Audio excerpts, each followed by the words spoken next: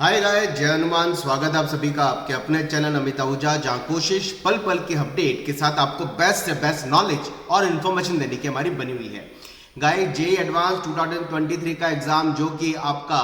जून में प्रपोज्ड है 4 जून को, उस एग्जाम को लेकर के काफी दिनों से कुछ बच्चों के दिमाग में कंफ्यूजन था। क्या जे एडवांस 2023 जो इस साल आईआईटी गुवाहाटी कंडक्ट कर रही है, इस एग्जाम के लिए पिछले 2 सालों की तरह क्या इस साल भी एक्स्ट्रा अटेम्प्ट दिया जाएगा? इसको लेकर के वैसे तो कुछ इन्फॉर्मेशन बुलेटिन में काफी क्लैरिटी आ गई थी, लेकिन अभी कल एफएक्यू यानी फ्रीक्वेंटली आस्क्ड क्वेश्चन जे एडवांस 2023 के लिए रिलीज कर दिए गए हैं। उस एफएक्यू के अंदर पॉइंट बाय पॉइंट हर चीज को क्लियर किया गया है कि कौन से बच्चों को एलिजिबिलिटी मिलेगी, क्या थर्ड अटेम्प्ट मिलेगा, क्या one time extra major attempt किसी बच्चे को मिलेगा। उसको लेकर के कुछ एफएक्यू रिलीज किए गए हैं। दिए गए एफएक्यू में यह क्लियर किया गया है कि जे एडवांस का एग्जाम केवल 2 साल कंसेक्यूटिव हुआ होता है,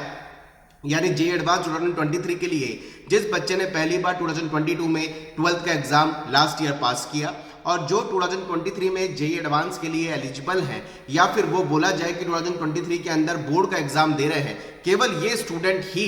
जे एडवांस 2023 के लिए एलिजिबल है। यानी जिन बच्चों ने 2021 में 12th का एग्जाम पास किया, अगर उन्होंने 2021 में 12th का एग्जाम पास किया, 21 में 12th के एग्जाम के साथ जे एडवांस दिया है, या फिर 22 में 12th के एग्जाम के बाद जे एडवांस का एग्जाम दिया है, या दिया है चाहे नहीं दिया है, गवर्नमेंट ने उसको कैलकुलेट करके कंसेक्यूटिव ईयर का पहले का रूल्स रेगुलेशन अप्लाई कर दिया है। यानी वन टाइम मेजर इस साल एक्स्ट्रा अटेम्प्ट जे एडवांस के लिए किसी बच्चे को नहीं दिया जाएगा, क्योंकि 2022 वाला बच्चा तो वैसे भी एलिजिबल है 2023 के लिए। 23 वाला बच्चा जो एग्जाम इस बार पहली बार बोर्ड का दे रहा है वैसे भी एलिजिबल है। लेकिन वो बच्चे जिनको ये उम्मीद थी कि 2021 में जिन बच्चों ने 12th पास किया था, उन बच्चों को एक्सपेक्टेशन थी कि पिछले 2 सालों को देखते हुए इस साल भी उनको कोई एक्स्ट्रा अटेम्प्ट जे एडवांस के लिए दिया जा सकता है, लेकिन ऐसा नहीं है। जे एडवांस के एफएक्यू में क्लियर किया गया है कि जिन बच्चों का रिजल्ट 2021 में 25 अक्टूबर से पहले आया है, यानी कि आप सभी को पता है कि 2021 में बोर्ड के एग्जाम हुए नहीं थे, जितने भी एग्जाम नहीं हुए थे, बोर्ड का जो रिजल्ट दिया गया था वो 10th के प्रोपोर्शनेट मार्क्स और जो पहला मिड सेम हुआ था उसके प्रोपोर्शनेट मार्क्स के अकॉर्डिंग दिया गया था। तो 2021 में जितने भी बोर्ड्स थे उनका रिजल्ट 25 अक्टूबर से पहले रिलीज कर दिया गया था। यानी जेई ने, आईआईटी गुवाहाटी ने यह क्लियर लिखा है कि 2021 में पासिंग वो स्टूडेंट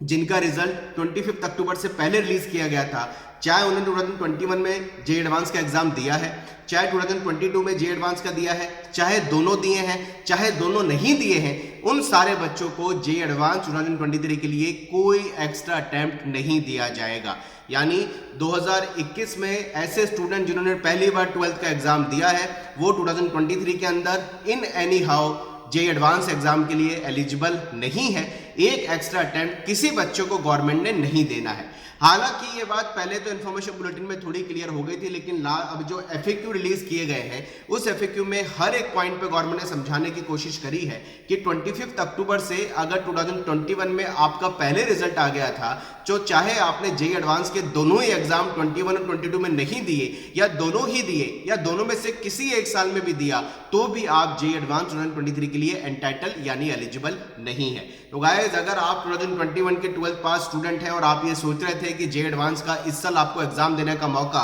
पिछले 2 सालों की तरह एक्स्ट्रा अटेम्प्ट की तरह दे दिया जाएगा, तो बिल्कुल गलत है। किसी बच्चे को आईआईटी एडवांस एग्जाम देने का मौका केवल 2 कंसेक्यूटिव ईयर में मिलता है, जो कि 2020 ऑनवर्ड तक होता था। लेकिन 2 सालों के चलते गवर्नमेंट ने वन टाइम मेजर दिया है, लेकिन अब उसको अटेम्प्ट को, एक्स्ट्रा अटेम्प्ट को, या एक एक्स्ट्रा ऑप्शन को, एक अटेम्प्ट की जो कह सकते हैं कि गवर्नमेंट ने ऑप्शन दिया था, उस ऑप्शन को गवर्नमेंट ने हटा दिया है। 2021 वाला बच्चा कोई भी जे एडवांस 2023 के अंदर एग्जाम नहीं दे सकता है। एक अपडेट और मुझे आपको देना था कि जैसे जैसे आईआईटी ने इस बार बोला कि 75% की एलिजिबिलिटी हो, या फिर अपने अपने बोर्ड के अंदर टॉप 20% में बच्चा आ रहा हो रेस्पेक्टिव बोर्ड में कैटेगरी के अकॉर्डिंग, तो कुछ एनआईटी ने भी इस चीज को हालांकि अमेंडमेंट दिया था, 2 दिन पहले रिलीज कर दिया कि टॉप 20% को हम कैलकुलेट करेंगे। तो इस बार महाराष्ट्र बोर्ड ने अभी 2 दिन पहले वेबसाइट पर टॉप 20% रिलीज कर दिया है। धीरे धीरे अब सारे बोर्ड ऐसा लगता है कि अपना 2022 का टॉप 20% रिलीज करने वाले, लेकिन महाराष्ट्र बोर्ड में एक बड़ा सरप्राइजिंग बात ये दिखी कि टॉप 20% जो 2022 का था वो काफी ज्यादा देखने को मिला। यानी जो